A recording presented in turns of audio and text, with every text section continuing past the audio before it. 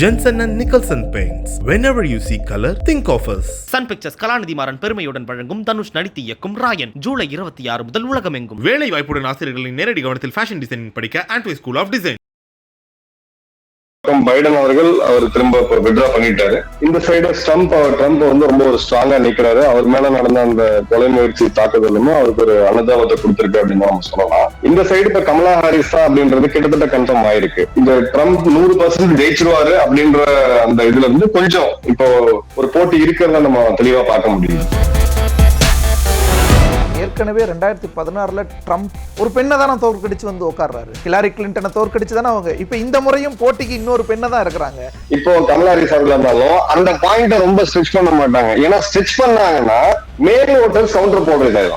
Okay, இதே நீங்க Trump பாத்தீங்கன்னா நான் ஆம்பல அப்படின்றத அவர் அதிகமா ப்ரொஜெக்ட் பண்ணுவார்.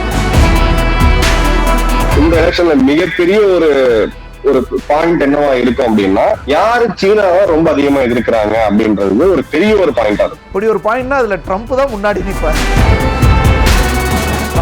சுடப்பட்ட நிகழ்வு மயிரிழையிலன்னு கூட சொல்ல முடியாது. ஏன்னா காதை கிழிச்சிட்டு போயிடுச்சு அந்த புல்லட். இது ஒரு கிளாரிங் மிஸ்டேக். இதெல்லாம் வந்து அவ்வளவு முக்கியமான ஒரு பர்சன், அவரை வந்து அந்த அளவுக்கு பாதுகாப்பு குறைபாடு இருக்குமா அப்படின்றது ஒரு டவுட். ரெண்டாவது துப்பாக்கி எடுத்து ஒருத்தர் மேல போறாரு அப்படின்ற இன்ஃபர்மேஷனும் சீக்ரெட் சர்வீஸ்க்கு கிடைக்குது.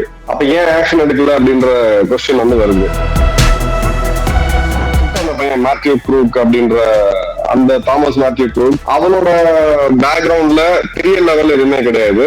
அவன் கையில ஒரு டெட்டனேட்டர் இருக்கு, அவன் கார்ல வந்து சில வெடிப்பொருட்கள் இருந்திருக்கு, கையில கம்யூனிகேஷன் டிவைஸ் இருக்கு. இது யார் அவன் பின்னாடி இயக்குனாங்க, யார் இந்த பயிற்சியை கொடுத்தாங்க? சீக்ரெட் சர்வீஸ் உலகின் ஒரு மிக பெரிய சிறந்த ஒரு பாதுகாப்பு அமைப்பா சொல்லப்படுற இடத்துல இருந்து அவங்க இப்படி ஒரு பெரிய வீழ்ச்சி இதுன்னு பாத்துடலாமா? இல்ல, கண்டிப்பா அது வீழ்ச்சி தான். இது உண்மையாலுமே அது வந்து ஒரு செயல்திறன் நட்டு அப்படி இருந்துட்டாங்களா, இல்ல இதுக்கு பின்னாடி ஏதாவது கான்ஸ்பிரசி இருக்கா அப்படின்றது நமக்கு தெரியாது, நிச்சயமா தெரியாது. அது நம்ம வரும்போதுதான் பார்க்க முடியும். இந்த நிகழ்வுல ஒருவேளை ட்ரம்ப்பே இதை செட் பண்ணிருக்கலாம். உலக தமிழர்கள் அனைவருக்கும் வணக்கம். இன்றைய சிறப்பு நேர்காணலில் நம்மோடு இருக்கக்கூடியவர் மேஜர் மதன். வணக்கம் சார். வணக்கம் ஜெயன் சார். அமெரிக்க தேர்தல், அமெரிக்க அதிபர் தேர்தல், அது உலகம் முழுக்க உற்று நோக்கக்கூடியது. இந்தியாவினுடைய பொருளாதாரம், இந்தியாவினுடைய இளைஞர்கள் வேலை வாய்ப்புக்காக படிப்புக்காகலாம் போகிற அந்த விசாவுக்கெல்லாம் இந்த எலெக்ஷனில் ஏதாவது சொல்லுவாங்க. ஸோ இந்தியாவும் உற்று நோக்கக்கூடிய ஒரு முக்கியமான விஷயம். இந்தியாவினுடைய கேந்திர முக்கியத்துவத்திலையும் சரி, பொருளாதார பாதுகாப்பு முக்கியத்துவம் எல்லா வகையிலையும் சார்ந்த ஒரு விஷயமா அமெரிக்க அதிபர் தேர்தலும் இருக்கு. எப்படி போயிட்டு இருக்கு சார்? இல்ல, அமெரிக்க தேர்தல் அப்படின்றது அவங்களுடைய தேர்தல் எப்பயுமே வன்முறை அதிகமா இருக்கும். ரொம்ப ஒரு போலரைசேஷன் அதிகமா இருக்கக்கூடியது. 250 வருஷம் நீங்க வரலாறு எடுத்து பாத்தீங்கன்னா எத்தனை அவங்களுடைய அதிபர்கள் வந்து கொல்லப்பட்டிருக்காங்க, அசாசினேஷன் அட்டெம்ப்ட் எவ்வளவு நடந்திருக்கு, தேர்தல் சம்பந்தப்பட்ட வன்முறைகள், இது எல்லாமே ரொம்ப அதிகமா இருக்கக்கூடியது. இரு துருவ அரசியல், ஒன்னு டெமோக்ராட்டிக், ஒன்னு ரிபப்ளிக். இப்போ நீங்க எடுத்தீங்கன்னா ஒரு பக்கம் பைடன் அவர் திரும்ப வித்ரா பண்ணிட்டாரு. இந்த சைடு ட்ரம்ப் வந்து ரொம்ப ஒரு ஸ்ட்ராங்கா நிக்கிறாரு. அவர் மேல நடந்த அந்த கொலை முயற்சி தாக்குதலும் அவருக்கு ஒரு அனுதாபத்தை கொடுத்திருக்கு அப்படின்னு நம்ம சொல்லலாம். இந்த சைடு இப்ப கமலா ஹாரிஸ் அப்படின்றது கிட்டத்தட்ட கன்ஃபார்ம் ஆயிருக்கு. அவங்க ஜனநாயக முறைப்படி கட்சிக்குள்ள ஒரு தேர்தல் பிரைமரி வச்சு அதுல யாரு வராங்களோ, முன்னுக்கு வராங்களோ அவங்கதான் அதிபர் வேட்பாளராக நியமிக்கப்படுவாங்க. இந்த முறை இவங்க பிரைமரி இல்லாம வர்றது அப்படின்றது வித்தின் டெமோக்ராட்டிக் அந்த கட்சிக்குள்ளே ஒரு லாபி இருக்கு. கொஞ்சம் எல்லாருமே ஆக்டிவா இல்ல. குறிப்பா ஒபாமா அவர்கள் தன்னுடைய மனைவி மிஷேல் ஒபாமாவை இதுல கொண்டு வரலாம் அப்படின்னு சொல்லி அவர் பிரைமரி வேணும்னு கேட்டாரு. பட் அதுவே அவரே நேற்று அங்கீகரிச்சிட்டார். அபிஷேலா கமலா ஹாரிஸ் அவர்கள் ஜனாதிபதி வேட்பாளராக போட்டியிடணும் அப்படின்றத வந்து அங்கீகரிச்சிருக்காங்க. சோ தேர்தல் இப்ப திரும்பவுமே இந்த ட்ரம்ப் 100% ஜெயிச்சிருவாரு அப்படின்ற அந்த இதுல இருந்து கொஞ்சம் இப்போ ஒரு போட்டி இருக்கிறத நம்ம தெளிவா பார்க்க முடியுது. இப்ப அடுத்தது அவங்களுடைய பிரசிடென்ஷியல் எலெக்ஷனை பாத்தீங்கன்னா நம்ம ஊர் அரசியல் அதை பண்ண மாட்டாங்க. நீங்க தொலைக்காட்சியில இருக்காம பல பேர் ட்ரை பண்ணா கூட நேருக்கு நேரா வைத்து அந்த டிபேட் நடக்கும். நான் என்ன செய்வேன், நீங்க என்ன செஞ்சீங்கன்னு சொல்லிட்டு அந்த டிபேட் நடக்கும். இப்போ வரக்கூடிய டிபேட் பைடன் மற்றும் கமலா ஹாரிஸ் அவர்களுடைய டிபேட்ல யார் பெர்ஃபார்ம் பண்றான்றது ரொம்ப ரொம்ப ஒரு முக்கியமா பார்க்கக்கூடியது. ஏன்னா அதை பேஸ் பண்ணி தான் அங்க இருக்கக்கூடிய தொழிலதிபர்கள், அங்க இருக்கக்கூடிய நிறுவனங்கள், இவங்க எல்லாருமே ஒரு கட்சி சார்பு எடுப்பாங்க. லாபிங் சொல்லுவாங்க, ஃபண்டிங் சொல்லுவாங்க, எலெக்ஷன் ஃபண்டிங் எல்லாமே வரும். இப்போ ஒரு 80 மில்லியன் அளவுக்கு இவங்களுக்கு டிரான்ஸ்பர் ஆயிருக்கு. அதாவது பைடன் பண்றது கமலா ஹாரிஸ்க்கு டிரான்ஸ்பர் ஆனது இப்போ ஒரு நியூஸ் வருது. பட் இப்போ வரக்கூடிய காலங்கள்ல 2 பிரசிடென்ஷியல் டிபேட்ஸ் நடக்கும். அது எந்த அளவுக்கு அவங்க எடுத்துட்டு போறாங்க. 2வது உக்ரைன் ரஷ்யாவுடைய போர், அதோட நிலவரம் எப்படி போகுது. 3வது இஸ்ரேல் ஹமாஸ் பிரச்சனை, இந்த யுத்தம் இதுல எப்படி இன்ஃபுளுயன்ஸ் ஆகுது அப்படின்றத பொறுத்து அமெரிக்காவுடைய தேர்தல்ல அங்க டொமஸ்டிக் இன்ஃபுளுயன்ஸ் நம்ம பார்க்கலாம். பட் ஆஸ் ஆஃப் நோ நீங்க எடுத்தீங்கன்னா பைடன் அவர்கள் சார் இவருக்கு ட்ரம்ப்புக்கு ஒரு அப்பர் ஹேண்ட் இருக்கிறது நம்ம மறக்கவே முடியாது. பைடன் வர்சஸ் ட்ரம்ப்னு இருக்கும்போது ட்ரம்ப் கிளியர் மெஜாரிட்டியில ஜெயிச்சிருவாருன்ற ஒரு நிலைமை தான் இருந்துச்சு. ஆமா, அவரோட லாஸ்ட் ஒப்பீனியன் போல் நான் பார்த்தபோது 62-38 இருந்தாங்க. 62-38ன்றது ஆல்மோஸ்ட் உங்களுக்கு ஒரு அறுதிப்பெருமையான வெற்றி தான் அப்படின்றத நம்ம சொல்லலாம். ஏன்னா அப்பதான் அவரு அந்த ஜேடி வேன்ஸ் அவர்களை கொண்டு வந்து இன்னொரு போலரைசிங் ஃபிகர், அவர் கொஞ்சம் ஒரு போலரைசிங்கான ஃபிகர் தான் அவரையுமே இன்ட்ரடியூஸ் பண்றாரு. இந்த வெற்றியை இன்னும் அதிகப்படுத்தணும் அப்படின்றதுக்காக இன்ட்ரடியூஸ் பண்றாரு. பட் இப்போ இவங்க சைட்ல இருந்து பிரசிடென்ஷியல் ஃபேஸே மாறினதுனால கமலா ஹாரிஸ் அவர்களுக்கு இமிகிரண்ட் பாப்புலேஷன் அவங்க சைட்ல ஒரு ஆதரவு இருக்கு. 2வது அவங்க தன்னை ஒரு ஆப்ரோ அமெரிக்கனா தான் ஐடென்டிஃபை பண்ணிக்குவாங்க. அவங்க என்னைக்குமே தன்னை இந்தியரா ஐடென்டிஃபை பண்ணிட்டதே கிடையாது. அவங்க தேர்தல் காலத்துல அதே வாக்கு வங்கி அரசியல் அதே இதுதான் அங்கேயுமே போயிட்டு இருக்கு. ஸோ அந்த பாயிண்ட்ல பார்க்கும்போது இவங்க பிரைமரியில எப்படி பெர்ஃபார்ம் பண்றாங்க, பிளஸ் அவருடைய ஆதரவு, உட்கட்சி ஆதரவுன்றது ரொம்ப ரொம்ப முக்கியம். இப்போ நம்ம பாக்குற வரைக்கும் அங்க இருக்கக்கூடிய சில ஃப்ரெண்ட்ஸ் குறிப்பா ஜேர்னலிஸ்ட் நான் பேசும்போது இன்னமும் டெமோக்ராட்டிக் பார்ட்டி முழுவதும் கமலா ஹாரிஸ் பின்னாடி கிடையாது அப்படின்றதுதான் வருது. ட்ரம்ப்புக்கு எதிராக இருக்கிறது என்ன அப்படின்னு பாத்தீங்கன்னா ஜுடிஷியரி, அவர் மேல போடப்பட்ட கேஸ் அது லாஸ்ட் மினிட்ல ஏதாவது ட்விஸ்ட் ஆகுதா அப்படின்றத பார்க்கணும். அவரை தடுத்து நிறுத்த முடியும் அப்படின்னா நிச்சயமா அவங்க ஜுடிஷியரி தான் ஏதாவது பண்ணக்கூடிய வாய்ப்புகள் இருக்கு. 2வது ட்ரம்ப்புக்கு எதிராக ஒரு முக்கியமான ஆயுத லாபி அவருக்கு எதிராக இருக்காங்க, ஆர்ம்ஸ் லாபி அவருக்கு எதிராக இருக்காங்க. ஏன்னா அவர் அந்த போர் நின்றுடும் அப்படின்ற போது அங்க இருக்கக்கூடிய யூஎஸ் பாலிடிக்ஸ் வெளியில இருந்து நம்ம ஜனநாயகம் பேசினா கூட அவங்களுடைய ஆர்ம்ஸ் லாபி, ஃபார்மா லாபி இது 2மே ரொம்ப ரொம்ப ஸ்ட்ராங். கோடிக்கணக்கான ரூபாய் வர்த்தகம் நடக்கக்கூடிய இடம். அப்ப ஆர்ம்ஸ் லாபியில அவங்க எதிர்க்கும் போது இவருக்கு எதிராக அந்த ஃபண்டிங் எல்லாம் கொஞ்சம் இதுவா இருக்கும். அதே மாதிரி அவருக்கு எதிராக இருக்கக்கூடிய ஊடகங்கள் கிட்டத்தட்ட ஒரு 90% ஊடகங்கள் அவருக்கு எதிராக தான் இருக்கிறாங்க. இது 2 தான் அவருக்கு நெகட்டிவே தவிர ஓவராலா அது ஒரு கம்ஃபர்டபுளான பொசிஷன்ல தான் இப்ப இருக்கிறார். இந்த பிரைமரிக்கு அப்புறம் அது எப்படி மாறுதுன்றத போகும்போதுதான் பார்க்க முடியும். சார், இப்போ ட்ரம்ப் சுடப்பட்ட நிகழ்வு ஒரு மயிரிழையிலன்னு கூட சொல்ல முடியாது. ஏன்னா காதை கிழிச்சிட்டு போயிடுச்சு அந்த புல்லட். ஒரு மைக்ரோ நொடியில் உயிர் பிழைத்திருக்கிறார். அது உயிர் பிழைத்த உடனே அவர் அந்த கையை முஷ்டியை உயர்த்தி நான் இதுக்கெல்லாம் பயந்துட மாட்டேன்னு காட்டின அந்த இமேஜஸ் அதெல்லாம் எவ்வளோ முக்கியமானதாக இருக்கும். முதல்ல அந்த நிகழ்வு எப்படி நடந்தது, அதோட இன்வெஸ்டிகேஷன்ஸ் ஏதாவது சர்வதேச ஊடகங்கள் வெளியிட்டிருக்காங்களா? அந்த நிகழ்வு குறித்து என்ன தகவல்கள்லாம் இருக்கு சார்? இல்ல, அவங்க இதுல ஜனநாயகத்துல ஓப்பனா அவங்க பேசுவாங்க. அமெரிக்காட்ட ஒரு விஷயம் நம்ம கத்துக்க வேண்டியது இருக்கு ஜனநாயகமா. அது உங்களுக்கு நான் எதிர்கருத்து வைக்கலாம், நீங்க எனக்கு எதிர்கருத்து வைக்கலாம், அதை ஓப்பனா பேசுவாங்க. தனிநபர் தாக்குதல் இதெல்லாம் கூட பெரிய லெவலில் யாரும் சீரியஸா எடுத்துக்க மாட்டாங்க. இதுல நீங்க ஒரு பாதுகாப்பு துறையில இருந்து அந்த பாதையில நீங்க பாத்தீங்க அப்படின்னா நிறைய லேப்ஸஸ் இருக்கு. இது கிளியர் கட்டான ஒரு செக்யூரிட்டி லேப்ஸ். பட் அவங்க சொல்றது இதுக்கு இன்சைடர் ஜாப் இருக்கு, சீக்ரெட் சர்வீஸ் ஏஜென்சிக்கு தெரியும், முதல்ல தெரிஞ்சுதான் இதை விட்டுருக்காங்க அப்படின்னு சொல்லி அவங்க அரசியல் பார்வையில இருக்கிறாங்க. பட் நீங்க ஒரு பாதுகாப்பு ரீதியில பாத்தீங்கன்னா 5 கொஸ்டின்ஸ் அங்க வருது. முதல்ல ஒரு பப்ளிக் ஃபிகர் ஒரு சப்ஜெக்ட் ஓப்பன் இடத்துல பேசிட்டு இருக்காருன்னா ஒரு குழந்தை கூட தெரியும் சீக்ரெட் சர்வீஸ்ல நேற்று போய் ஜாயின் பண்ணக்கூடிய ஒரு ட்ரைனிங் கூட தெரியும். அங்க சுத்தி இருக்கக்கூடிய பில்டிங்ஸ் எல்லாத்தையுமே ஆக்குபை பண்ணணும். ஒண்ணு நீங்க பிசிக்கலா ஆக்குபை பண்ணணும், இல்ல மேல இருந்து கீழே அப்படியே ஸ்வீட் பண்ணி யாராவது இருக்காங்கன்னு பார்த்துட்டு ஒரு தளமா கூட்டிட்டு வருவாங்க. இப்ப நீங்க பிரதமர் அவர்கள் வராங்க, முக்கியமான தலைவர்கள்லாம் நம்ம நகரத்துக்கு வரும்போது உங்களுக்கு அந்த கேள்வி எழலாம், அவங்க மக்களா ரோட்ல போறாங்க, யாராவது ஏதாவது பண்ணிட்டாங்கன்னா என்ன அப்படின்ட்டு. நீங்க நல்லா கவனிச்சீங்கன்னா அந்த நிகழ்வுக்கு முன்னாடி அவங்களோட க்ளோஸ் ப்ரொடெக்ஷன் குரூப் எஸ்பிஜியா இருக்கட்டும், அப்புறம் ஒரு காவல்துறையா இருக்கட்டும், செகண்ட் லைன் தேர்ட் லைன், இது மேல போய் ஸ்வீப் பண்ணி அங்க இருந்து மோப்பனாயெல்லாம் வச்சு பார்த்து யாராவது இருக்காங்களா ஏதாவது இருக்கா அப்படின்னு பார்த்துட்டு கீழே கூட்டிடுவாங்க. நீங்க அதுக்கு மேல யாரும் அங்க மேல போக முடியாது. சில இடங்கள்ல மேல போலீஸ் போட்டு வச்சிருப்பாங்க. இது ஒரு கிளாரிங் மிஸ்டேக். இதெல்லாம் அவ்வளவு முக்கியமான ஒரு பர்சன், அவரை அந்த அளவுக்கு பாதுகாப்பு குறைபாடு இருக்குமா அப்படின்றது ஒரு டவுட். 2வது துப்பாக்கி எடுத்து ஒருத்தர் மேல போறாரு அப்படின்ற இன்ஃபர்மேஷனும் சீக்ரெட் சர்வீஸ்க்கு கிடைக்குது. அப்ப ஏன் ஆக்ஷன் எடுக்கல அப்படின்ற கொஸ்டின் வருது. 3வது அந்த ஒரு அதிகாரி, அந்த இவரை திருப்பி சொல்லிட்டு அதிகாரி, ஷாட் எடுத்த அதிகாரி பாத்தீங்க அப்படின்னா அவர் அந்த வீடியோல பார்க்கும்போது அவரு அந்த டெலஸ்கோப் வழியா பாக்குறாரு, சப்ஜெக்ட் ஐடென்டிஃபை பண்றாரு, திரும்ப தலையை பின்னாடி எடுத்துறாரு. இது யாரும் பண்ண மாட்டாங்க. இப்ப நான் உங்களை எய்ம் பண்றேன் அப்படின்னா ஒரு 1.5 கிலோமீட்டர்ல இருந்து ஒரு 400 மீட்டர் உங்களை எய்ம் பண்றேன் அப்படின்னா நான் அந்த கண்ணை இதுல இருந்து எடுத்துட்டேன்னு வச்சுக்கேன், நான் திரும்ப ஓரியன்ட் ஆகிறதுக்கு எனக்கு குறைஞ்ச ஒரு 30 செகண்ட் ஆகும். நான் திரும்ப ஜூம் பண்ணி பார்த்து உங்க எடுக்கிறது, உங்க பார்வை எனக்கு உங்களுடைய டார்கெட் எனக்கு கிடைக்கிறதுக்கு எனக்கு டைம் ஆகும். அது வந்து ஒரு ஒரு பேசிக் இதெல்லாம் துப்பாக்கி ஹேண்டில் பண்றவங்களுக்கு ஒரு பேசிக். நாலாவது, அந்த பையனுடைய சுட்ட அந்த பையன் மேத்யூ க்ரூக் அப்படின்ற அந்த தாமஸ் மேத்யூ க்ரூக், அவனோட பேக்ரவுண்ட்ல பெரிய லெவல் எதுவுமே கிடையாது. அவன் கையில ஒரு டெட்டனேட்டர் இருக்கு, அவன் கார்ல வந்து சில வெடிப்பொருட்கள் இருந்திருக்கு, கையில கம்யூனிகேஷன் டிவைஸ் இருக்கு. இது யார் அவன் பின்னாடி இயக்குனாங்க, யார் இந்த பயிற்சியை கொடுத்தாங்க? சரி, அமெரிக்கால உங்களுக்கு கன் கல்ச்சர் இருக்கிறது எல்லாருக்குமே தெரியும். மோஸ்ட்லி பாத்தீங்கன்னா அசால்ட் ரைஃபிள் வாங்கி வச்சிருப்பாங்க. ஆனா இது ஒரு தொலைதூரம் சுடக்கூடிய ஸ்னைப்பர் ரைஃபிள். ஸ்னைப்பர் ரைஃபிள் அப்படின்றது நீங்க 1 மில்லிமீட்டர் உங்களுடைய சுவாசம் நிமிர்ந்து கொஞ்சம் அசைதுன்னு வச்சுக்கோங்க, உங்களோட கை ஒரு மில்லிமீட்டர் லைட்டா கொஞ்சம் அசைஞ்சா கூட 150 மீட்டர்ல பாத்தீங்கன்னா ஒரு 10 அடி தள்ளி போயிடும் உண்டு. இது அந்த அளவுக்கு துல்லியமா சுடக்கூடிய அளவுக்கு ஒரு பயிற்சி. ராணுவத்தில் இருக்கிறவங்களே ஒரு தேர்ந்த ஒரு ஸ்னைப்பரே பாத்தீங்கன்னா 10க்கு 8ன்றது மேக்சிமம் அப்படின்னு நம்ம சொல்லுவோம். அதாவது தேர்ந்த ஒரு துப்பாக்கி சுடும் ஒரு வீரர் அப்படின்னு நம்ம சொல்லுவோம். ஒரு சின்ன பையன் 21 வயசுல இதை பண்ண முடியுது அப்படின்னா நிறைய ஓப்பன் கொஸ்டின்ஸ் இருக்கு.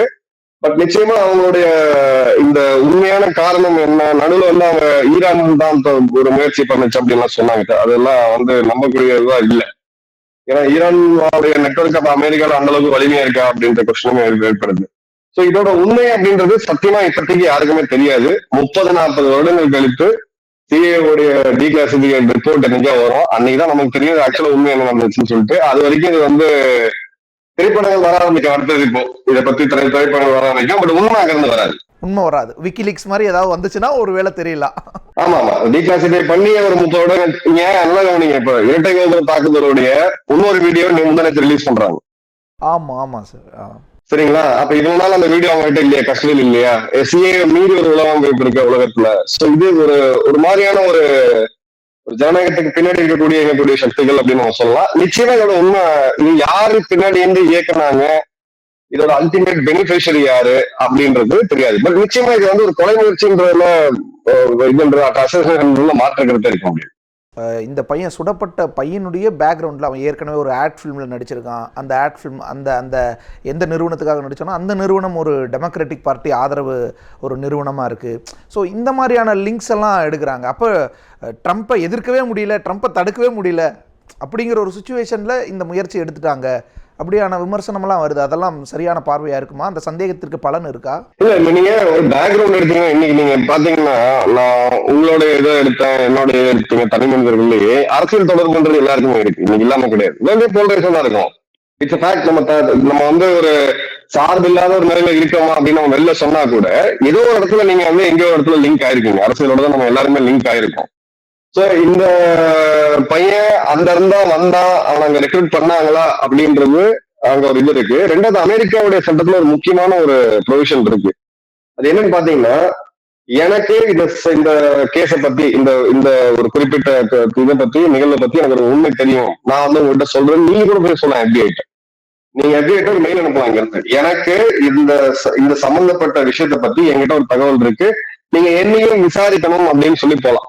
இப்ப இந்த இடத்துல FBI நிறைய பேர் டெமோக்ராட்டிக் பார்ட்டியில இருந்தும் சரி, ரிப்பப்ளிகன் 2 கட்சிகளிலுமே முக்கியமான சில பேர்லாம் சொல்றாங்க, நாங்க வந்து உங்ககிட்ட விட்னஸ் கொடுக்குறோம், டெஸ்டிமோனி கொடுக்குறோம், எங்களையும் விசாரிங்கன்ட்டு. அதை வந்து FBI ஒன்னும் ஏத்துக்கல, ரிஜெக்ட் பண்றாங்க.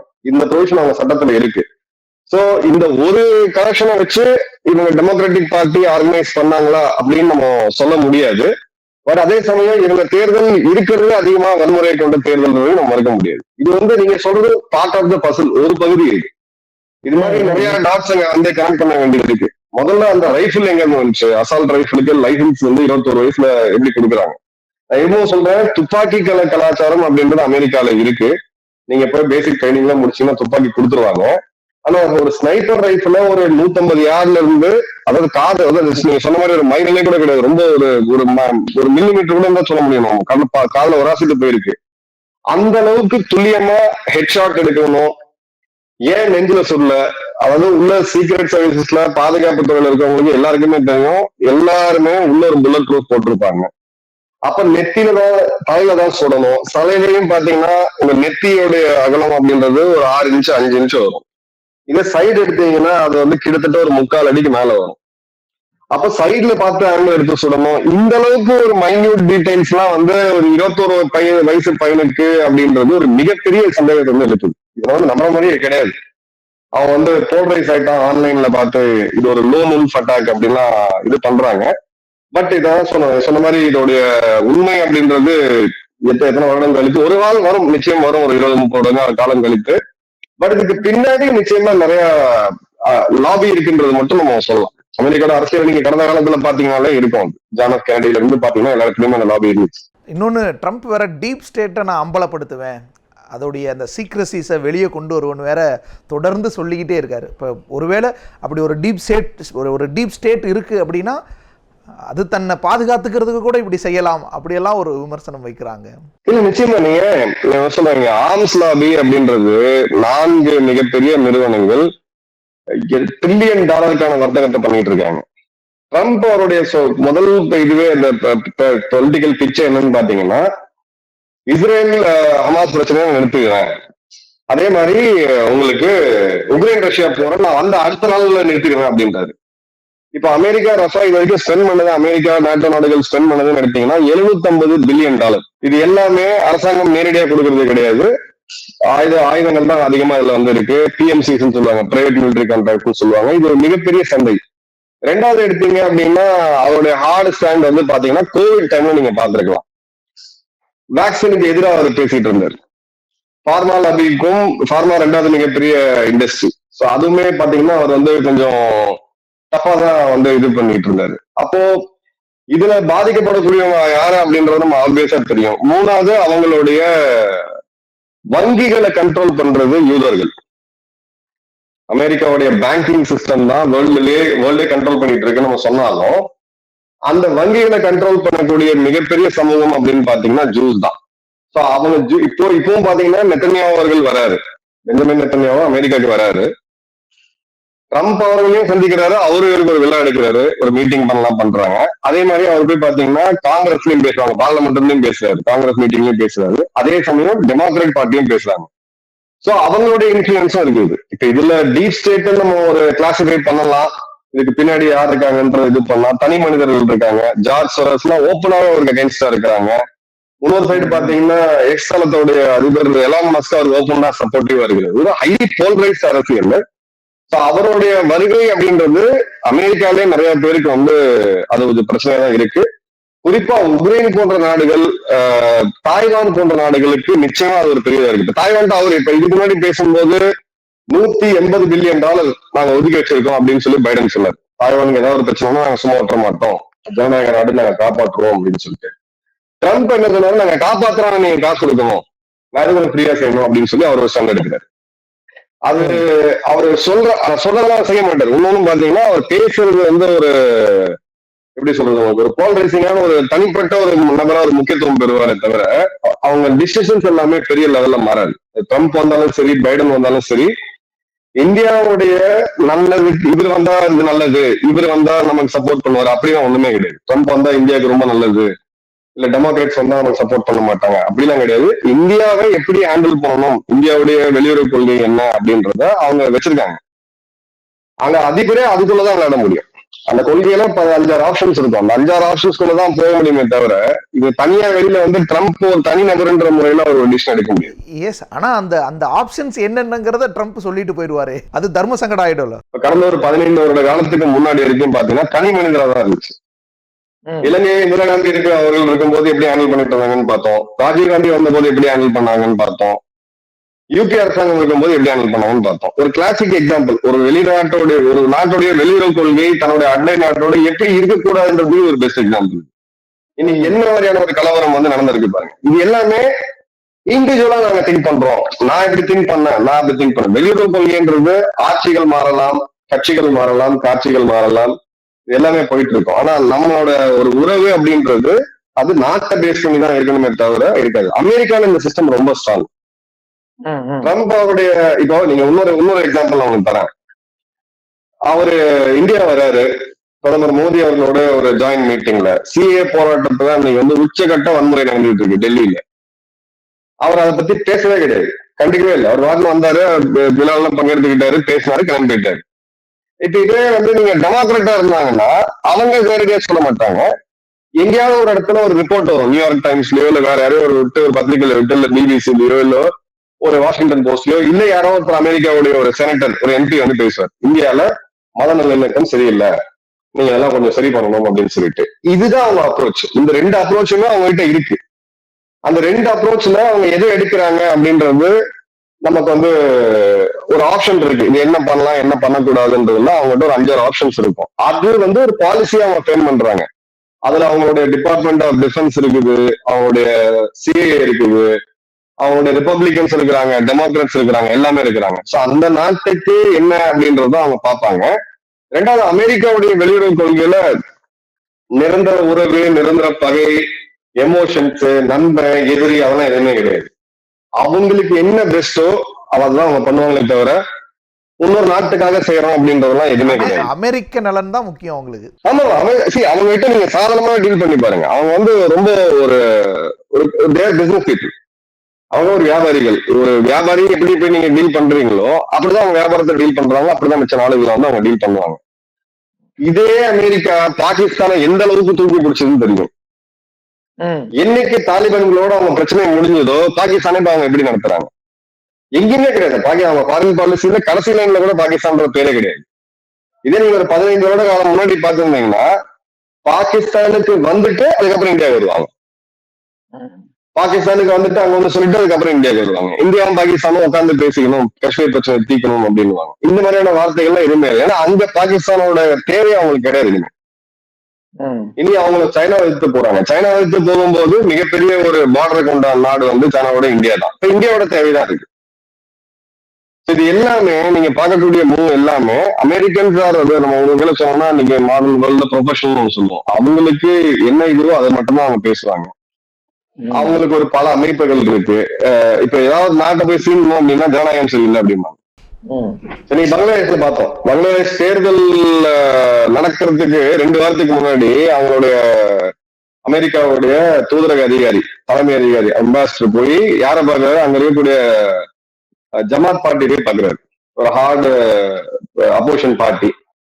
இது நேரடியா நீங்க தேர்தலில் தலையிடுறீங்கன்னு தெரியுது. அதுக்கப்புறம் அந்த தேர்தல் முடிவுக்கு வரதுக்கு முன்னாடியே வந்து தேர்தல் வன்முறைகள் அதிகமா இருக்கு, தேர்தலில் முறைகேடுகள் அதிகமா இருக்கு, இது சரியில்லை, ஆனாலும் நாங்க பங்களாதேஷ்ட வந்து உத்து பாக்குறோம் அப்படின்ட்டு. விஷயம் என்னன்னா அவங்க ஒரு கோர்ட்டு கேட்கிறாங்க, சென்ட் மார்டின் ஐலாண்ட் எங்ககிட்ட கொடுத்துருங்க, சைனாவை கவுண்டர் பண்றதுக்கு எங்களுக்கு ஒரு ராணுவ மையம் வேணும் அப்படின்னு சொல்லிட்டு. அதை கொடுத்துட்டாங்கன்னா இங்க எங்களோட மத நல்லிணக்கம், பங்களாதேஷ் நல்ல ஜனநாயக நாடு அப்படி ஒரு 2-3 அறிக்கையெல்லாம் வரும். இல்லாட்டி இந்த இதெல்லாம் வந்து கொண்டு போறது. இது நம்ம இத்தனை வருஷமா பார்த்துட்டு இருக்க அரசியல் தான் அமெரிக்காவுக்கு. சார், இப்போ இந்த ட்ரம்ப் விஷயத்திலேயே கூட அந்த தாக்குதல் நிகழ்வுலேயே கூட சீக்ரெட் சர்வீஸ், ஏன்னா ட்ரம்ப்புக்கு பாதுகாப்பும் சீக்ரெட் சர்வீஸ் தான். ஒரு முன்னாள் அதிபர், அவங்களுடைய செயல்பாட்டின் மீதே ஒரு பெரிய கொஸ்டின் வந்துருச்சு. அதுவும் குறிப்பாக தகுதியுடையவர்கள் தான் ட்ரம்ப்பை பாதுகாத்தாங்களா, அவர் ட்ரம்ப்புக்காக நியமிக்கப்பட்ட அந்த அதிகாரிகள் ஒரு சரியான நபர்கள் தானாங்கிற ஒரு கேள்வியே முன் வந்துச்சு. ஏன்னா அவங்க நடந்து கொண்ட விதம், அதிபரை ப்ரொடெக்ட் பண்ணுறதுக்கு ஒரு 4-5 ஆஃபீஸர்ஸ் சூழ்ந்துக்கிட்டாங்க. மற்றவங்க என்ன செஞ்சாங்க, அது எப்படி நடந்துக்கிட்டாங்கன்றதெல்லாம் வந்து ஒரு கேலி பொருளாகவே மாறுச்சு. சீக்ரெட் சர்வீஸ் ஹெட்டை இன்வெஸ்டிகேட் பண்ணுற அந்த விசாரிக்கிற அந்த வீடியோக்கள் எல்லாம் கூட வெளியே வந்துச்சு. அதெல்லாம் கூட அவங்கள வந்து அவங்களுடைய அந்த செயல்பாட்டின் மேலேயே ஒரு கேள்வி எழுப்பிடுச்சு. சீக்ரெட் சர்வீஸ் உலகின் ஒரு மிக பெரிய சிறந்த ஒரு பாதுகாப்பு அமைப்பாக சொல்லப்படுற இடத்துல இருந்து அவங்க இப்படி ஒரு பெரிய வீழ்ச்சி இதுன்னு பார்த்துடலாமா? இதை எப்படி புரிஞ்சுக்கிறது? இல்ல, கண்டிப்பா அது வீழ்ச்சி தான். நீங்க சொன்ன எல்லாமே வந்து அதுல வந்து ஒரு பர்சன் கூட நம்ம எங்கேயுமே டிஃபர் பண்ண முடியாது. ஒரு ப்ரொஃபஷனல் க்ளோஸ் ப்ரொடெக்ஷன் குரூப், இதை நம்ம எஸ்பிஜின்னு சொல்லுவோம், பேசிக்கலா சிபிஜி க்ளோஸ் ப்ரொடெக்ஷன் குரூப். ஒரு 50 அடிக்குள்ள உங்க மேல வரக்கூடிய எல்லா விதத்தையும் காப்பாற்றக்கூடிய அளவுக்கு திறன் வாய்ந்தவர்கள் தான் சிபிஜி. அதுல இருக்கிறதுலே பெஸ்ட் வந்து பாத்தீங்கன்னா நம்மளுடைய சீக்ரெட் சர்வீஸ் குரூப் தான். இன்னைக்கு இருக்கக்கூடிய பல நாடுகளுடைய ராணுவத்துக்கும் சரி, அவங்களுடைய க்ளோஸ் ப்ரொடெக்ஷன் குரூப்ஸ் எல்லாத்துக்குமே ட்ரைனிங் கொடுத்தது அவங்க தான். இன்னைக்கு சண்டை சீக்கிரம் மாதிரி அடிச்சவங்க நிலைமை. அதாவது ஒருத்தரை வந்து நீங்க சூழ்ந்துக்கிட்டீங்க, அவர் கீழே நீங்க எதுக்கு இப்ப ட்ரம்ப் ஒரு 6 அடி 2 அங்குலம் இருக்கிறாரு, ஏதோ ஒரு இடத்துல வந்து குண்டு வருது, நீங்க உடனடியா கீழே உட்கார வைக்கிறீங்க. அது பேசிக். ஏன்னா நீங்க 6 அடி டார்கெட்டை குறைச்சு 1 அடி ஆக்கிடுவீங்க. சோ துப்பாக்கி எய்ம் எடுக்கிறவங்களுக்கு 6 அடி டார்கெட்ன்றது கொஞ்சம் ஈஸியா இருக்கும். 1 அடி டார்கெட்ன்றது கஷ்டம், எய்ம் பண்றது கஷ்டம். அதுக்காக தான் உட்கார வைக்கிறது. அதுக்கப்புறம் உங்களை சூழ்ந்துக்கிறாங்க. சூழ்ந்த பிறகு அவர் வந்து ஒரு ஆவேசத்துல அந்த ஏர்ல பஞ்ச் பண்றதெல்லாம் நம்ம பார்த்தோம். ஆக்சுவலா அவரை சூழ்ந்த பிறகு ஒரு கரெக்டான ஒரு க்ளோஸ் ரிலேஷன் குரூப்போட பில் நீங்க பாத்தீங்கன்னா ஒரு ஒரு ஒரு சப்ஜெக்ட் அவங்க சூழ்ந்துட்டாங்க அப்படின்னாலே அதுக்கப்புறம் நீங்க அவங்க முகத்தையே பார்க்க முடியாது. எக்ஸிட் ஸ்ட்ராட்டஜி இருக்கணும். எந்த வழியா வெளில கூட்டு போய் எப்படி கூட்டு போனோம் அப்படின்ற எக்ஸிட் ஸ்ட்ராட்டஜி இருக்கணும். அது எல்லாமே மிஸ் ஆகுது, டோட்டலா மிஸ் ஆகுது. எங்கேயுமே இது வந்து பாத்தீங்கன்னா நம்ம பிராக்டிஸ்ல அதாவது நீங்க இன்னைக்கு போய் நீங்க ராணுவத்துல சேர்ந்து இல்ல நீங்க எஸ்பிஜில சேர்ந்து உங்களுக்கு வந்து முதல் நாள் ஒரு கிளாஸ் எடுக்கிறாங்கன்னு கொடுங்க, அது கூட இந்த அளவுக்கு மோசமா இருக்காது. முதல் நாள் இது கூட அந்த அளவுக்கு அவங்க பேரை வந்து கெடுத்துக்கிட்டாங்க. பட் இது இது இது உண்மையாலுமே அது வந்து ஒரு செயல்திறன் நட்டு அப்படி இருந்துட்டாங்களா இல்ல இதுக்கு பின்னாடி ஏதாவது கான்ஸ்பிரசி இருக்கா அப்படின்றது நமக்கு தெரியாது, நிச்சயமா தெரியாது. அது நம்ம வரும்போதுதான் பார்க்க முடியும். சில அதிகாரிகள் கையில துப்பாக்கி கூட எடுக்காம இருக்காங்க. என்ன பண்றதுன்னு தெரியாம முழிக்கிற மாதிரியான இமேஜஸா பார்க்க மாதிரியான ஒரு சூழல் இருந்துச்சு. இல்ல கையில துப்பாக்கி எடுக்கணும் அப்படின்றது அது வந்து அந்த சிச்சுவேஷன் ரீட் எப்படி பண்றாங்கன்றத பொறுத்து. இப்போ நீங்க பிஸ்டலோட ரேஞ்ச் அப்படின்னு பாத்தீங்கன்னா 10 மீட்டர் தான். ஒருத்தர் கொல்ல முடியும் பிஸ்டல் வச்சு அப்படின்னா சினிமால போவோம், புல்லட் டிராவலே வரும் போவோம். பட் ரியல் லைஃப்ல பாத்தீங்கன்னா 10 மீட்டர் தான். இல்ல சுத்தி மக்கள் இருக்காங்க, ஒரு குழப்பகரமான சிச்சுவேஷன் வரும், யாரும் நெருங்கி வந்துடாதீங்கன்றதுக்காக ஒரு சிக்னலுக்காக அப்படி வைப்பாங்க. சூழ்ந்துகிட்டு என்ன பண்ணோம் அப்படின்றது தெரியல, கார் எங்க இருக்குன்றது தெரியல. காரு சூழ்றது ஒரு ஸ்பிட் செகண்ட்ஸுக்குள்ள ஒரு 30 செகண்டுக்குள்ள கார் விவசாயம் வந்திருக்கணும். அது எதுவுமே பண்ணல. இது எல்லாமே ஒரு 10 தடவை ரிஹர்சல் பண்ணுவாங்க. என்ட்ரி எங்க இருந்து, எக்ஸிட் எங்க இருந்து, எக்ஸிட் இன்கேஸ் தடுத்தாங்கன்னா செகண்ட் எக்ஸிட் எங்க, பிளான் பி என்ன, பிளான் சி என்னன்னு சொல்லி பல ரிஹர்சல்ஸ் வந்து அவங்க பார்ப்பாங்க. அது பார்க்கும்போது ஒரு கேலி கூட்டமா இருக்கு. சீரியஸா சொன்ன ஒரு படம் எடுத்தா கூட நகைச்சுவை படம் எடுப்பாங்க பாத்தீங்களா, ஸ்பூஃப், அது கூட ஓரளவுக்கு இதா இருக்கும். அந்த அளவுக்கு மோசமா சிரிக்கிற மாதிரி அவங்க பண்ணிட்டாங்க. அவங்க மக்களே இப்ப பயங்கரமான கிரிட்டிசைஸ் பண்றாங்க. இப்ப ஆனா அமெரிக்கால இன்னொரு விஷயம் என்னன்னு பாத்தீங்கன்னா, நீங்க உங்க தற்காப்புக்கு தனியார் செக்யூரிட்டி அரேஞ்ச் பண்ணலாம். இப்ப ட்ரம்புக்கு அவர் சுத்தி தனியார் செக்யூரிட்டின்னு ஒரு லேயர் இருக்கு. அவங்க எல்லாம் ரொம்ப ப்ரொஃபஷனல்ஸ், மோஸ்ட்லி ராணுவத்துல வந்து ரிட்டையர் ஆனவங்க இல்ல அதுல இருக்கவங்க, அது ஒரு பெரிய ப்ரொஃபஷன் அது. இப்ப அவங்க எல்லாமே இந்த ரிபப்ளிக் பார்ட்டில என்ன சொல்றாங்கன்னா, நல்லா நம்ப முடியாது, நீங்க தனியார் ஆளுங்க கூட வைங்க, பிரைவேட் செக்யூரிட்டி கூட வைங்க அப்படின்ட்டு. சீக்ரெட் சர்வீஸே வேணான்னு சொல்லி பிரைவேட் கேட்கிற லெவலுக்கு அந்த அளவுக்கு இப்போ மோசமா தான் போயிருக்காங்க. சார், இப்ப இந்த நிகழ்வுல ஒருவேளை ட்ரம்ப்பே இதை செட் பண்ணியிருக்கலாம், ஒரு பாப்புலாரிட்டி அதிகமாகணும், ஜெயிக்கணும்னு இருக்கு. ஏன்னா அரசியலில் பொதுவாக இப்படி ஒரு ஸ்ட்ராட்டஜியை யூஸ் பண்ணுவாங்க. அதுவாக கூட இருக்கலான்னு சில டெமோக்ராட்டிக் ஆதரவாளர்கள்லாம் எழுதுறதையும் பார்க்க முடியுது. இல்ல அதுக்கு அவருடைய உயிரை தலைக்கு யாரும் வச்சு ரிஸ்க் எடுத்து இருக்க மாட்டாங்க. மேபி ஒரு கையில கத்தி எடுத்து குத்துறதோ இல்ல கையில எங்கேயாவது சொல்றது இல்ல காலில் எங்கேயாவது சொல்றது, இந்த அளவுக்கு ஒரு மனுஷன் ரிஸ்க் எடுக்கலாம். நீங்க சைட் ப்ரொஃபைல தலையை காமிச்சு இந்த காதுல நான் குனிகிற நேரத்துல இந்த அளவுக்கு அக்யூரேட்டெல்லாம் பண்ண முடியாது. இது வந்து நம்பக்கூடிய அளவுக்கு இல்ல. கான்ஸ்பிரசி தெரியாம கிளப்பி விடுறாங்க. பட் அதாவது இப்போ நான் பேர் குறிப்பிட விரும்பல, நான் சர்வீஸ் இருக்கும்போது நிறைய பார்த்திருக்கேன். ஜம்மு காஷ்மீர்ல கொலை முயற்சி தாக்குதல் அப்படின்னு சொல்லிட்டு நியூஸ் எல்லாம் வரும். பட் மோஸ்ட்லி பாத்தீங்கன்னா ரேலி நடந்துட்டு இருக்கோம் ஜம்மு காஷ்மீர்ல, ஒரு தலைவர் வந்து இருப்பாரு. 2003, 4, 5 அந்த டைம்ல சொல்றேன், சுட்டிருப்பாங்க. ஆக்சுவலா ஒரு துப்பாக்கி சூடு நடந்திருக்கும். பட் ஒரு பிஸ்டல் 10 மீட்டர் 12 மீட்டர் தான், 15 மீட்டர் தான் கில்லிங் ரேஞ்சு.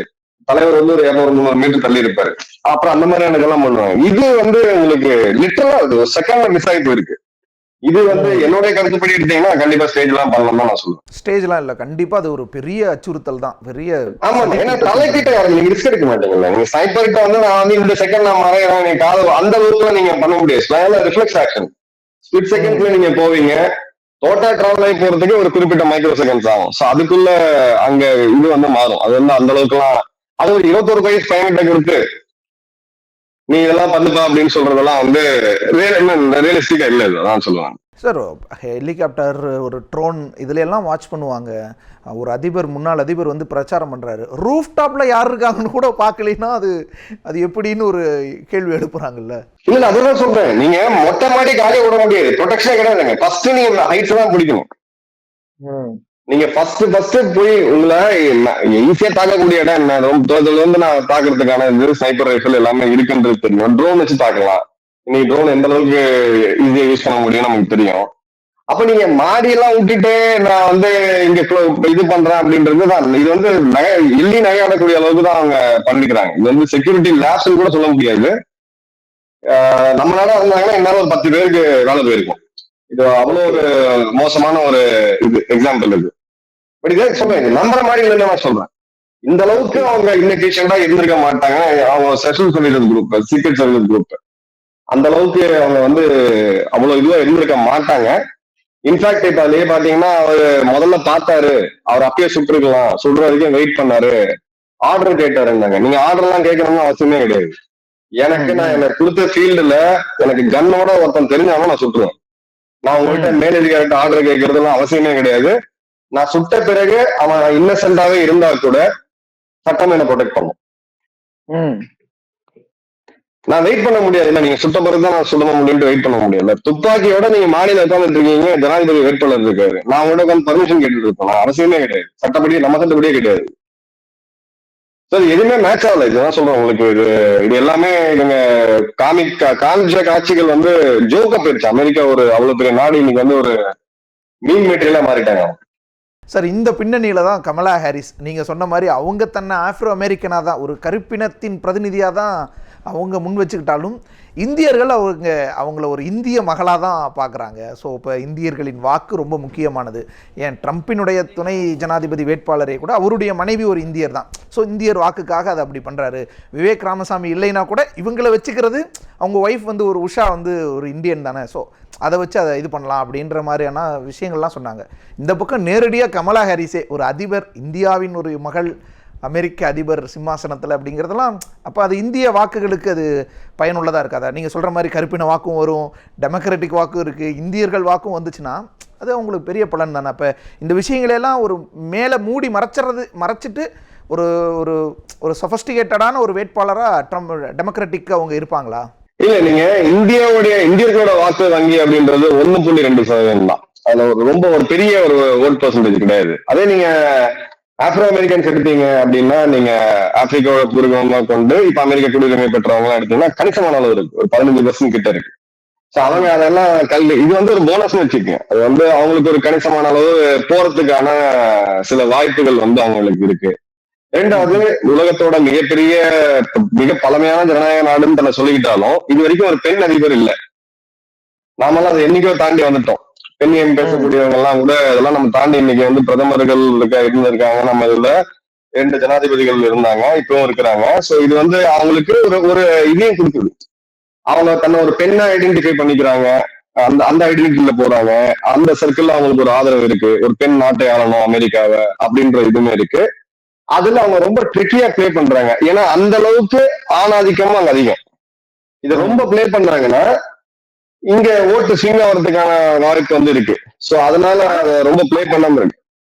ஏற்கனவே 2016 ட்ரம்ப் ஒரு பெண்ணை தானே தோற்கடிச்சு வந்து உட்கார்றாரு. ஹிலாரி கிளின்டனை தோற்கடிச்சு தானே அவங்க. இப்போ இந்த முறையும் போட்டிக்கு இன்னொரு பெண்ணை தான் இருக்கிறாங்க. இது இத்தனைக்கும் அந்த முறை வந்து ஹிலாரி கிளின்டனுக்கு தான் வாய்ப்புன்னு சொன்னாங்க.